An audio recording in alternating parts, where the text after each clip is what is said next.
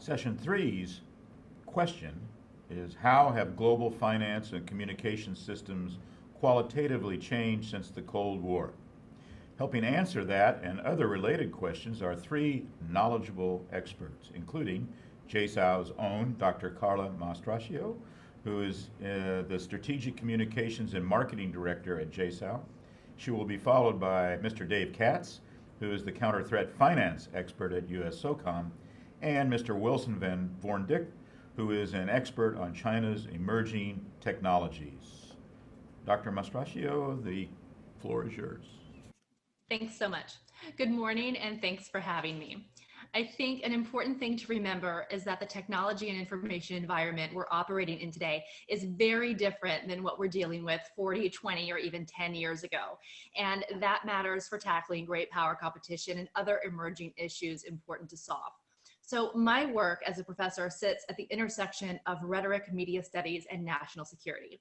So that means I look at language and use, the mediums for communicating information, and how they work together and against each other to impact national security, our position globally, and perhaps more importantly, how we understand what threats are relevant and areas where we are lagging in our response. To talk about changes since the Cold War, I'm going to be talking about it through the lens of media ecology. And that's a very academic way of saying that I study media environments and then what happens when something new is inserted into that environment. During the Cold War, media theorist Marshall McLuhan, yeah, that's the same guy from Annie Hall, coined the phrase, "the medium is the message." By this, McLuhan meant that every medium delivers information differently, and the messages are fundamentally shaped by the medium of transmission, which we will see is rapidly changing in a post-Cold War environment. Right now, we're living in punctuated equilibrium. Those technological changes are both rapidly impacting and driving international security and social change. Changes to the media ecological landscape brings with it the possibility for radical power shifts and transformational system changes that impact geopolitical competition, civil society and conflict, transnational threats, and many other things that overlap and impact GPC and strategic leadership. So first, I'm going to go over some pre and Cold War, media benchmarks so we can see where we came from, where we are, and where we're going. So first, mass media pre-Cold War and during the Cold War helped forge a sense of unified identity. The beginning of mass media was the printing press, so we're taking it way back, and it made mass production of ideas possible. Until Gutenberg's 15th century invention, books were painstakingly handwritten. The printing press made it easier for text to reach a wide audience, which helped usher in massive cultural movements like the European Renaissance and the Protestant Reformation. Media theorist Benedict Anderson has argued that print media also helped forge a sense of national identity by treating readers across the country as part of one unified community. So next we're going to jump to radio, TV, and film, which are also important. And in 1904, radio reaches a mass audience. In 1907, film was invented. Radio had the unprecedented ability of allowing huge numbers of people to listen to the same event at the same time. That's important. In 1924, Calvin Coolidge's pre-election speech reached more than 20 million people, which is a crazy amount of people for the time. The reach of radio also meant that the medium was able to downplay regional differences and encourage a unified lifestyle. This also allows powerful thought leaders to emerge and share information at a faster and more direct rate, and also reinforces a kind of ocular centrism and trust in visual media. And we're gonna see all of those things are disrupted with changes to the media ecosystem post-Cold War, which I'll talk about in a second. So TV is important too.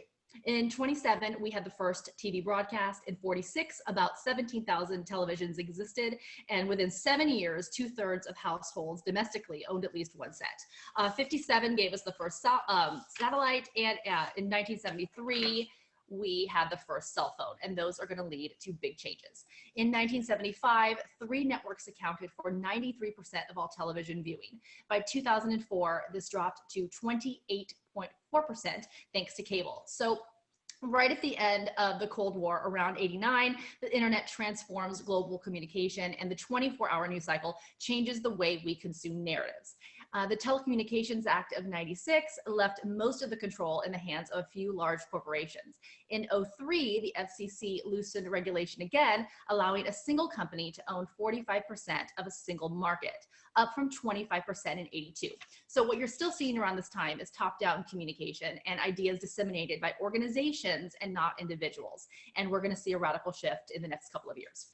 So 92 was the first text, 98 Google was invented and provides us with instant answers. But in 2003 to 2006, we get social media and the media ecosystem changes dramatically again, 2005 being the watershed year for social media and technology.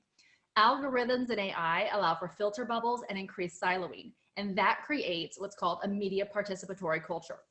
That is the way media consumers are able to annotate, comment on, remix, and otherwise influence culture.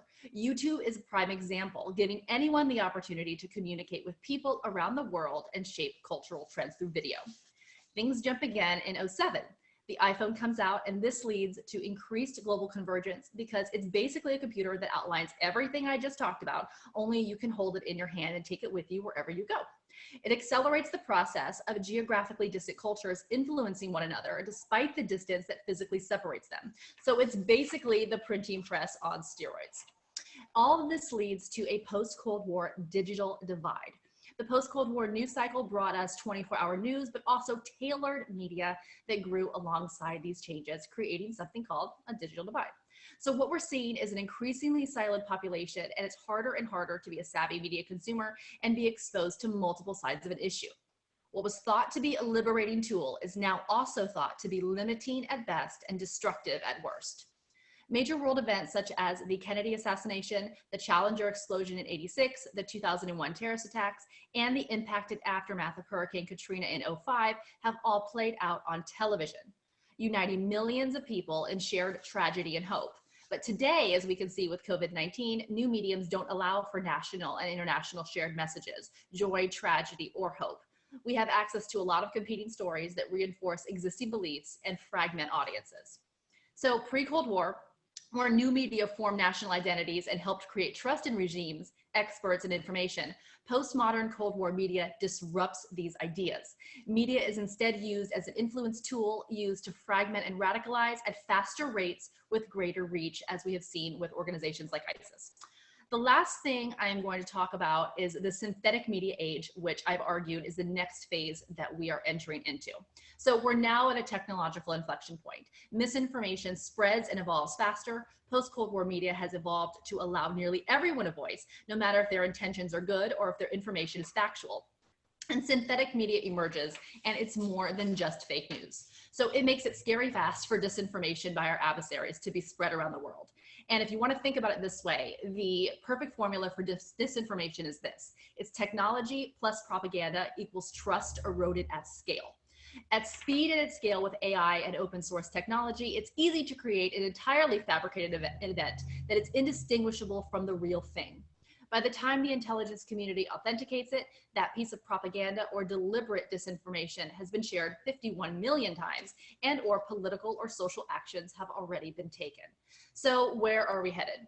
Because the post-Cold War media environment has revealed a reliance on and vulnerability of the visual and an environment with speed plus scale of fake news, deep fakes, and synthetic media, all on user-generated platforms, it's not a stretch to say that the next evolution of the information war will be fought over visual platforms like Instagram. 10 million videos are shared on Facebook daily. 72% of online traffic originates just from search terms. A well-timed synthetic media campaign by our adversaries can sway and influence a population in ways which we are not yet prepared for. As an example, what happens if a synthetic Arab Spring is created? The NatSec community and SOF needs to catch up to this problem and also handle it at scale. And we need AI to help catch us up to this problem and ironically counter the AI-created problems. So this new media environment is leading us into a credibility crisis and increased radicalization of adversaries at scale. User-generated media spreads faster, social media gives everyone a voice, and new power systems are amplified on a digital landscape faster without concern for accuracy or truth. So when you're talking about GPC, understanding this change is crucial.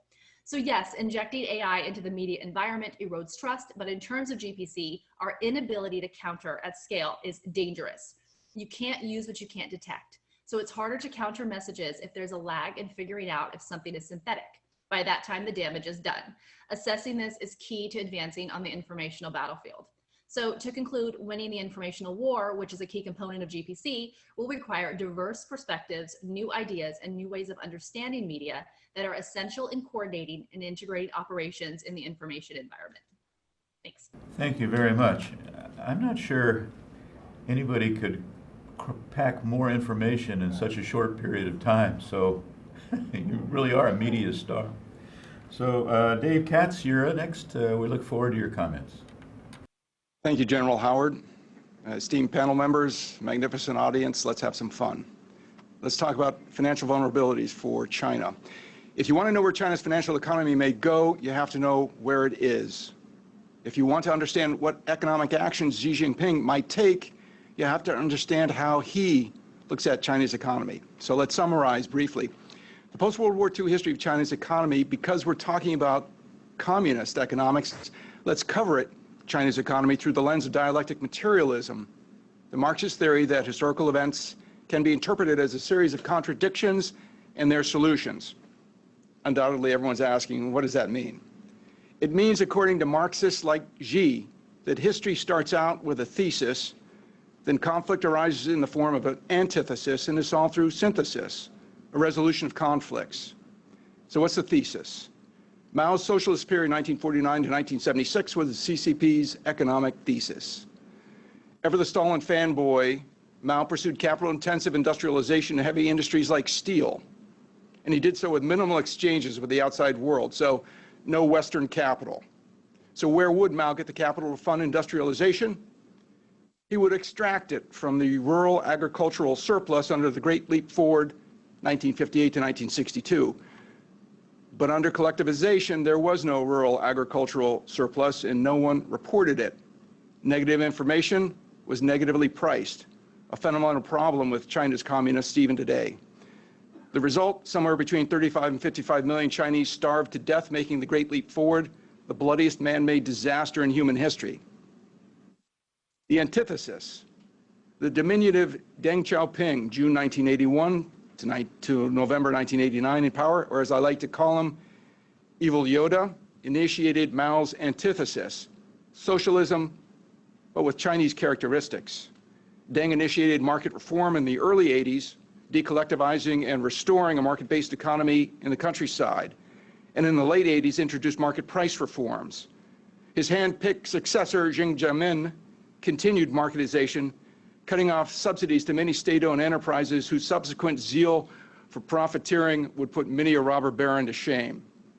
Marketization brought in capital from abroad, mainly Chinese diaspora capital in East Asia, but it also brought in supply chains from Japan and the four Asian tigers, South Korea, Taiwan, Singapore, and Hong Kong, who were looking for a market and labor price advantage and found it in China's hundreds of millions of illegal coastal migrants.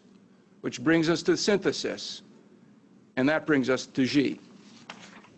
If Mao was the thesis and Deng's socialism with Chinese characteristics the antithesis, Xi has introduced a synthesis. Xi Jinping thought on socialism with Chinese characteristics. Xi has the world's second largest economy with $14.1 trillion GDP as of 2019 compared to the US's $21.5 trillion. State-owned enterprises. Xi's regime is subsidizing and exporting state-owned enterprises along with Chinese labor into the world's markets, followed by the Chinese military. This is a significant break from Mao and Deng, and it introduces a vulnerability China hasn't had since the Qing expansion in the 1700s. China has a term, Jingji Xiao, which roughly translates to economic diplomacy or the use of economic means in pursuit of political objectives. Debt as an economic means to China's objectives. China is the world's largest official creditor, easily surpassing the World Bank and the IMF. As a share of total outstanding sovereign bonds, China is estimated to hold around 6% of all U.S. treasuries, 17% of all German government bonds, and around 6% of all UK sovereign bonds. China may account for as much as 1/4 of total bank lending to the emerging market. A large but unenumerated debt category is short-term trade credits, mostly in the form of advances to foreign importers of Chinese goods. These could range as high as $2.4 trillion. One Belt, One Road initiative, OBOR, has facilitated more than $432 billion in construction and $257 billion in investment projects from October 2013 through June 2019 across more than 68 countries. As impressive as these numbers are, they may significantly understate the PRC's lending. The PRC may have an additional $200 billion in hidden loans as of 2016 that are not reported to, tracked by the IMF, World Bank, or World Credit rating agencies. So the question is China an unstoppable economic juggernaut? No, they may be running on fumes. To get $1 of GDP growth today, it may take them up to $4 of investment. China's annual rate of GDP growth is clearly engineered. So we don't know what the exact number is, but we know it's been declining since 2007. China continues to invest in large infrastructure projects because they employ large numbers of workers, not because they're profitable or even sustainable. For example, China has 29,000 kilometers of high-speed rail, accounting for about 2/3 of the world's high-speed rail tracks in commercial service. And they're going to build another 2,000 this year alone. Ghost cities where nobody lives dot the landscape. PRC state, provincial, city, and township managers have amassed mountains of debt, the dodgiest by townships and municipalities in what's known as local government financing vehicles, LGFVs, which fund infrastructure, compete for businesses, and seek Beijing's favor through fad investments. China's debt to GDP ratio is 317% in the first quarter of 2020 and is expected to rise another 12 to 18% this year. This does not include financial debt inside China's banking system. The liabilities of China's banks probably exceed the real economic value of their assets. Shadow banking, a maze of off-balance sheet cross-collateralized obligations rehypothesized as investments, may reach into the trillions of renminbi, but no one actually knows how much there is. So what is China going to do? My guess is they are going to offshore their incipient financial crisis by selling it to the West. And they're going to sell it in the form of collateralized LGFVs, bonds, stock, and promissory notes. Worthless pieces of paper promising a high yield rate of return in exchange for the West's cash. The rise of the Communist Chinese Party and its state organ, the PRC, is the defining challenge of the 21st century. It is a battle between the US-led international order and Communist Chinese revisionists. On the one side, we have free market capitalism. On the other, authoritarian state-directed capitalism.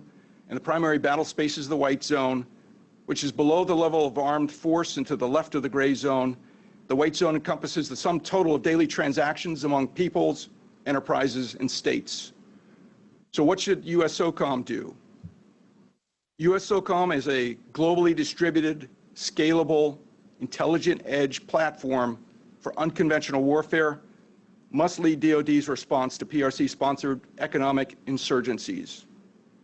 DoD, as the largest component of the US government, DoD must pursue, engage, and defeat the Communist Chinese Party and its state organ, the PRC, across the white zone, the gray zone, and if ordered, in conventional combat unceasingly and decisively. Outside of conventional combat, both at sovereign and sub-sovereign levels, DoD must continuously position its actions, activities, and their results to coercively overmatch the CCP's revisionist challenge.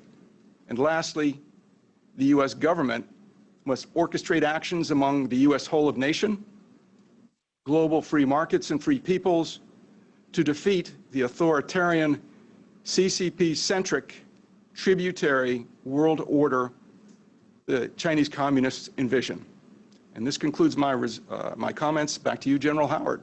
Thank you, Mr. Katz. Right on time. Very informative presentation. Next, Mr. Vorndick, the floor is yours, sir. Hey, excited to be on this amazing panel with Mr. Katz and Dr. Mastracchio. I intend to build on their excellent commentary as well as our moderator, retired General Russ Howard. Look, I have about 10 minutes to boil down some very complex topics before a virtual lunch. The seismic change that has occurred in both global finance and information communication technologies or ICTs from the 1980s, during the previous Cold War and today's great power competition. Both sectors are now interconnected and propelled by zeros and ones, which is why I need to tie the bow on both of them briefly for you. I remember portions of the 80s since I'm a Gen Xer, but I'm looking to others in Zoom space to chime in during the Q&A. To begin, I have 3 points for my bottom line up front. If you remember anything from today's discussion, please remember these 3 things. 1, if we're going to take a Cold War 2.0 or competition-like approach to the problem set, we need to work much harder, smarter, and better on the global finance and ICT issues, among others. 2, special operations has a lot to bring to the table with 20 years of counterterrorism and counterinsurgency experience, especially as it applies to finance and advanced technologies. I hope you can tease these out from the discussion. And 3, COVID-19, or as I call it, the JSOU virus after the river, that's right, you're hearing it here first, is not the only contagion spreading. It is a warning sign for 2 others, one in global finance and one in the profusion of the ICT environment by China. Just like the coronavirus, both of these circle back to China. All right, let's have some fun, as Dave said. Close your eyes and take a moment as we go back in time in the DeLorean with Doc Brown and Marty McFly in 1985, and a little commentary on global finance as it stood then. At that time, the spread of communist values and influence to countries was based on occupation or support of communist or Soviet-aligned governments. Currency didn't move freely. You would be hard-pressed to freely exchange rubles, Soviet currency, anywhere that was not aligned with the Soviet bloc or Warsaw Pact countries. You would have more success, as we still do today, with an American $100 bill anywhere in the world. Moreover, currency movements were hard even with the growing popularity of the financial messaging system known as SWIFT, or the Society for Worldwide Interbank Financial Telecommunication. Finally, there were no financial markets in the USSR for the average Soviet citizen or even the Soviet government to invest in. Here's one question. Did you expect to use Soviet rubles to buy a car in America in 1985? No, you wouldn't. Here's another. Would any of you share your personal information like your credit card information or social security number over a Soviet-made phone in 1985 if you were in East Germany? No, you wouldn't. During the previous period of great power competition, there were hard breaks or firewalls between the Soviet and American systems, not only in global finance, but also in communications technologies. Heck, even the term ICT didn't exist in the 1980s. All of these things, cash, phones, were analog devices. They were physical. There were very few zeros and ones involved. All right, let's hop in Bill and Ted's phone booth to fast forward to 2020. Today is different from the Cold War. Now finance and ICTs flow freely and almost effortlessly beyond the borders that are not necessarily occupied or communist, aided by zeros and ones. There are few firewalls or breaks nowadays between China and the US or the rest of the global community for that matter, like those that existed during the Soviet era.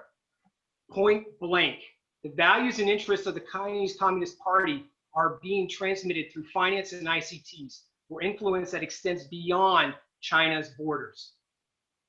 So let's circle back to something I said at the beginning. Coronavirus, or as I called it, the JSOU virus, is a warning. Looking back to the 1980s, autoimmune deficiency syndrome, or AIDS, spread with little knowledge and understanding. There was substantial confusion and hysteria in some circles. The same manifests itself today regarding COVID. AIDS is not COVID, but there are some parallels worth considering. First, the virus has laid bare so many assumptions and vulnerabilities for America and the global community. How secure are the supply chains from disruption? How about the role of global organizations like the World Health Organization, and so on? Second, these concerns mirror 2 other global pandemics we mentioned earlier that haven't been diagnosed completely, one in global finance and the other in ICTs.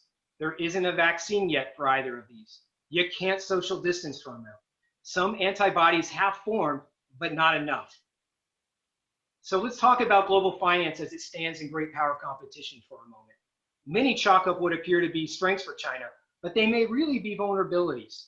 Oftentimes in media, you will hear China's economic policies referred to as authoritarian capitalism, status capitalism, or just good old-fashioned mercantilism. Unlike the 1980s, there is now billions of dollars in yuan flowing between markets. At the same time, the technical know-how, investment vehicles, stocks, hedge funds, and even the brokers that sell financial products and the coders that create the financial algorithms flow in and out of China almost freely. Consider Alipay, the digital payment mechanism operated by China's Ant Financial. In fact, Ant Financial was supposed to set global IPO records on Shanghai and Hong Kong exchanges yesterday, but was suspended in the last 24 hours for material changes to its reporting. Either way, you could probably buy a car here in America using the Alipay feature on your smart device. Separately, China is pioneering the digital yuan, also called the Digital Currency Electronic Payment System, or DCEP, a central bank issued digital currency, or e-currency, pegged to the yuan, with testing in multiple cities and a major rollout timed with the Beijing Olympics in 2022.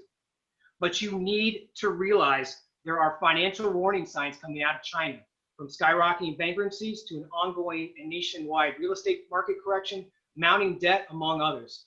More importantly, financial or digital linkages of this depth and breadth were almost non-existent between the US and USSR in the previous era. An economic collapse in China will be worse than Black Monday in 1987 or the September 2008 crash. China has become subprime, but China is now too global to fail. Perhaps this is why they are pushing so hard and so fast on their e-currency and opening up their financial markets. All right, let's transition to ICTs. China is providing so much of the global marketplace's content, devices, bandwidth, cables, conduits, funding, programmers, hardware, software, and protocols, the whole digital package. What I observed in Africa over a year with Huawei and Techno offers a good glimpse on ICTs. Transsion, the company that produced the top-selling Techno smartphone, is based in Africa, but originated in China. The phone is priced around $50 for a smart device that is as good as older model iPhones, carries Chinese apps and contexts like TikTok, and overall propels China's technical norms and standards around the globe. Techno's website even touts that it can be used in up to 51 countries on 5 continents. Meanwhile, Huawei supports personal training in China, lays a significant amount of C-line cables, and sells switches, routers, and servers. Recently, China has come under severe criticism here in the US for 5G, but in Africa, it has been linked to spying in multiple areas in countries such as Uganda. The concern is not just in ICTs, though, but in other areas like biosurveillance and monitoring. Worldwide, Gartner estimates that there may be well over 25 billion connected devices next year. Those are sensors, folks, from Dahua-produced surveillance cameras that are used in Xinjiang detention centers or your personal home surveillance system, to DJI drones that round up quarantine breakers on the streets in Beijing or that are flown by your neighborhood drone enthusiasts, or commercially available facial recognition and technologies in artificial intelligence from MEGVI and Hikvision that are packaged into smart city, safe city applications for cities like Kuala Lumpur or Nairobi, Kenya. Yet, China has little regard to harnessing any or all of these technologies and techniques to advance its interests. In fact, China's technologically enforced authoritarianism has been labeled digital dictatorship by The Economist, digital authoritarianism by the US Foreign Relations Committee, or the new digital panopticon by The Atlantic. Whereas the tech industry, they use it for terms like this as digital surveillance or platform capitalism. Simply put, if you believe any of Edward Snowden's allegations regarding the clandestine surveillance system known as PRISM, then basically China is creating and packaging its own version of PRISM for global sale. My concern is that there is not a coherent understanding of the impact and unintended consequences of the spread of these capabilities and capacities. Yet by opening its financial markets and pulling in global capital, while at the same time as it builds and provides the digital information environment around the world, China is creating a financial and digital control chain that not only links participating countries with their citizens and one another, but also binds them back to the Chinese government. Zeros and ones have converged now in finance and ICTs. This rocketed in the 2000s and 2010s, but not necessarily in the ways you would expect. As an example, let's look at how one movie worked with financing and content that has changed. The original Red Dawn was financed by Hollywood with distribution in the US and most of non-Soviet aligned audiences on analog movie reels. Red Dawn 2, however, was financed by the Chinese investors through Hollywood with global distribution to your smart device. After filming, The movie was even digitally remastered or edited to scratch the Chinese People Liberations Army. Heck, AMC now is owned by China's Wanda Group here in the US. All right, 2020 has been a crazy year. This was not meant as a doom and gloom presentation, but the Special Forces community needs to be ready for contingencies like these. There will be follow-on effects for America's policymakers and security practitioners, partners and allies, as well as the global operating environment. In closing, China didn't pioneer the free market, nor did it create the internet, but has learned to leverage both of these in global finance and ICTs for its own interests and utilization. It is unclear how China will react to the two contagions I noted, but their current behavior offers some clues, especially how it responded to COVID. Well, don't fret. America and the world pushed through the 1980s and the Cold War and what were thought to be tumultuous times back then. What is old is indeed new again. Thank you, Brigadier General Retired Howard. We don't have time for many questions, so what I thought I'd do, I would compress a couple of the questions and put them into one for you. China's had 22 dynasties in its history. 20 of those dynasties have been overturned in many respects because of economic problems. 2 of those dynasties were overturned because of concubines, and we won't be discussing that during this forum. So, if you're predicting the future, many consider Xi to be a new emperor. And so do you foresee an increase in political instability and or any challenges to Xi's leadership to drive economic leadership as the Chinese economy slows? Are we looking at the CCP as just another China dynasty? And will it fail because of economic reasons like other dynasties have in the past? And I don't know who to start with. I'll tell you what, why don't we start with Mr. Katz. Thanks, General Howard. I think that it might be an unwise assumption to look at Xi as another dynasty. He is driven by the ghost of his father, who was re-educated during the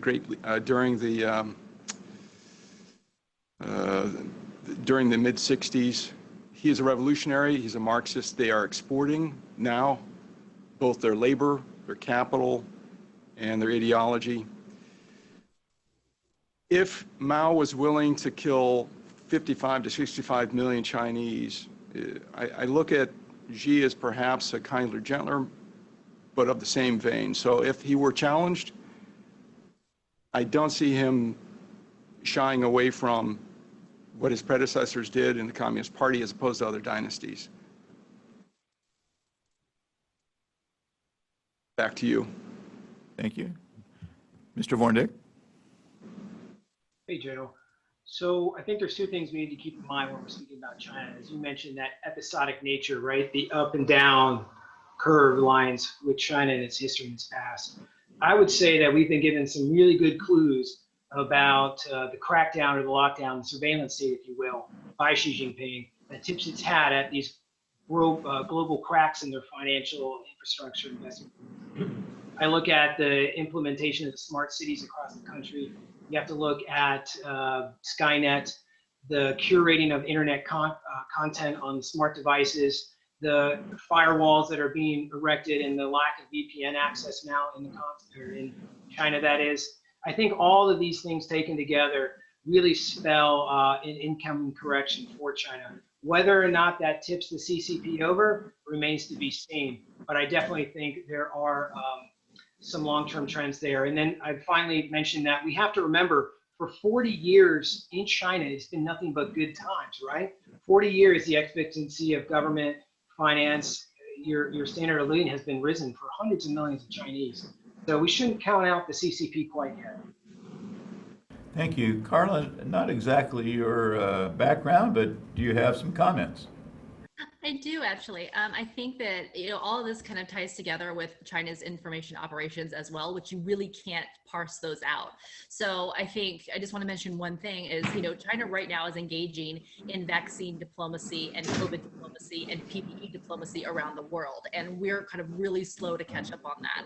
So I think all of those things together, when you look at Chinese financial operations, information operations, all of those things kind of fit together in very interesting puzzle pieces that aren't static. They're shifting and ebbing and flowing, and we need to be ready for those changes. Thank you. Again, I'm going to compress 2 or 3 questions and ask you to answer them. So if globalization, there's an old Chinese saying that a rising tide floats all boats. And globalization was supposed to be that the thing that would rise all boats. It would be increase the tide, rise all boats. And globalization is really the free movement of goods, services, labor, capital, and I include under services communications. But what I'm hearing from the panelists today is that globalization, or the free movement of all the things I've talked about, are actually exacerbating GPC. So I would like for each of you to comment on it. I mean, is globalization still is something that we should pursue, or is globalization increasing the opportunity for conflict with great powers? And Karla, you look so happy there that I'm going to ask you to answer this question first. Sure. I think it's interesting because globalization and democratization has been, 2 words that have been kind of in tandem as we've seen the emergence of this concept. And I think when we think about these things, we think of globalization as something that is an equalizer, and it's not. So what we have to understand is that nodes of power and hierarchy, no matter what system, is going to rise, and you're going to see those little spikes. So nothing is ever going to be like an equalizing system. The literary theorist Kenneth Burke always talks about, once you flatten power, it's going to start bubbling up again and new hierarchies are going to form. So I think we should think about it that way, in terms of hegemony, in terms of power, and in terms of how they relate to other issues facing GPC. Thank you, Karla. Mr. Vorndick, do you have a comment on this?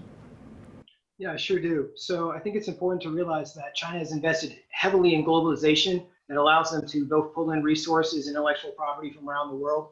I want to steer your audience to 3 interesting comments that Chinese speak by the CCP will use. Shared common destiny, right? And socialism with Chinese characteristics. And a new thought that's emerging from Xi Jinping about the 2 circles. So the idea there is that you have one internal circle within China for the movement of products, goods, and services and so forth, and one that's moved outside China, that is, to the global community. So I think this is really important to watch. If China does in fact start to close down its borders, its trade, and so forth, I find that doubtful. But definitely against America, it'll be interesting to see how that moves forward and how we position ourselves in the global commons as well, sir. With the rise of Chinese businesses and billionaires, and we really would like Mr. Katz to answer this too, is there a future intra-elite competition brewing with the cosmopolitan worldview brushing against Xi's concepts? Karla, you want to go first? That is a hard question. So I think no, because I think what you have is 2 systems that are kind of coexisting, and you have 2 ideologies that are coexisting, and I think we're going to continue to see them be able to coexist in interesting ways unless there's something that forces them to compete against each other. And right now I don't see that happening. It doesn't mean that can't happen in the future, but I think right now, and you'll see these things kind of, I don't want to say happily coexist, but I think uncomfortably coexist in the same ecosystem. Yeah, these are questions from the audience, so I might reinterpret this question a little bit. I think I read recently that there are perhaps more Chinese billionaires than there are U.S. billionaires now. And I guess the question is there's going to be some blowback internationally because of this accumulation of wealth and perhaps not in line with previous CCP concepts. I think maybe that's what they're asking. And Mr. Katz, are you back on? Can we hear you now? So we're talking about inter-elite competition from the economic financial side. An interesting anecdote is that the world is breathlessly anticipating the initial public offering of Ant Financial, which is part of Alibaba. Unfortunately, Mr. Jack Ma, who was up until last year the operating executive for that company and a Communist Party member, decided to make a few comments in public about China's financial regulation needing to go its own way last week. And the Financial Regulatory Commission for China has postponed the IPO of what everyone was expecting to be the largest in the history of IPOs, which shows you that the Communist Party will act to preserve its prerogatives regardless of the capital of any individual members of China's elite. Again, it is in our own survival to not underestimate the ruthlessness of a revolutionary party pursuing its revolutionary principles on that. And as for the prior question on globalization, China's financial economy, its survival depends upon continued globalization. Part of the problem was that we included China's rise into international rules-based systems. And if you're going to launch a systems-based attack, as the Chinese revisionists have, it's much easier to do it once you're inside the system than trying to cross the boundary. We need to relook at that. There will be globalization, but there may be decoupling in certain areas, and I would expect to see the U.S. financial economy extend itself into areas of competition directly. Back to you, sir. Thank you. Mr. Vorndick? Hey, so real quick, I'm glad Dave was able to answer the question. I was worried for a moment, since this is a Zoom platform, that the programmers in Beijing were able to mute his mic. But all things being equal, look, Jack Ma was extricated by the Wall Street Journal in 2018 when his ties to the Chinese Communist Party came to light. I think China really struggles beyond elite-to-elite relationships to really manage these. In Hong Kong, even, they refer to mainland China and Chinese as Huangchang, as in locusts, right? They come in, they devour everything, they torch everything, and leave, if you will. Like really, really bad spring breakers. They're not quite the National Lampoons or the Griswolds. And then also, I think we need to remember, too, that they're really going to struggle with this. They're going to struggle with presenting themselves in this manner. I think Dave hit the nail right on the head. Just keep watching these billionaires as they move and travel around the world. That's all I have. So I have time with one final question, and actually, Dave, you answered most of this, but I'll give the others a little bit of an opportunity. How might China's aggressive Belt and Road Initiative become a liability? And how might soft leverage the infrastructure the CCP is creating? So that is one of the learning objective questions, and I'll leave it up to you, and you all have about a minute to answer that. So Dave, we're going to start with you. Well, the nice thing about Belt and Road is that when you have a road, you can travel both directions, so it's a lead back to China. As China expands itself internationally, really the first time this has happened since the 1700s, they're going to be physically more vulnerable than they've ever been before. And they are clearly using their diaspora as an auxiliary to what I consider an economic insurgency. As an old Green Beret, these are very juicy targets. A Han ethno-state expanding itself in areas where it's bribing its way in, that makes it very vulnerable. And I'll turn it over to the rest of the panel members. Karla, go for it. Goodness. You're next. Okay, so I think what we're going to see is we're going to obviously see increased globalization in China, but I think with COVID, I think it also complicates things in terms of an information operation perspective. I think from a technological perspective, it's going to complicate things because they are light years ahead of us in terms of technology. So I never claimed to be a China expert, but I know media and I know information operations. And I think what we're going to see is just an increased, diplomacy on that end. And we need to catch up. We're not doing a very good job of that right now. That's all I got for that. No, perfect. Mr. Vorndick, you have 1 minute and 35 seconds. Hey, sir, I'm not going to use that whole time, but I just wanted to point out the picture here in the background of the base in Djibouti. I was fortunate to actually go in the base, and outside of the base is a $4.5 billion railway that goes from Djibouti into Ethiopia, right? Sinosure, think of it as an Aetna, if you will, China life insurance provider, lost over $1 billion investing in that infrastructure project linked to the Belt and Road Initiative, right? And then at the same time in 2018, Xi Jinping said there's not going to be any more of these vanity projects going up around the world. I think the cracks are already showing in the BRI. I was really excited to see a lot more investment work and research done in this area. And then two, the main question is, how well does the CCP manage the shell game or this Ponzi scheme of moving money around, moving finance around to offset these projects to make them appear liquid? Zambia is a great example. If anyone wants to read up on Zambia in the last 48 hours with the bondholders issuance there and the debt issues going on with how much Chinese debt they owe. That's all I have, sir. Thank you. Thank you, panel, for being on time. It's perfect. Thank you very much. Very informative, very interesting, and somewhat humorous, which is good. Thanks again.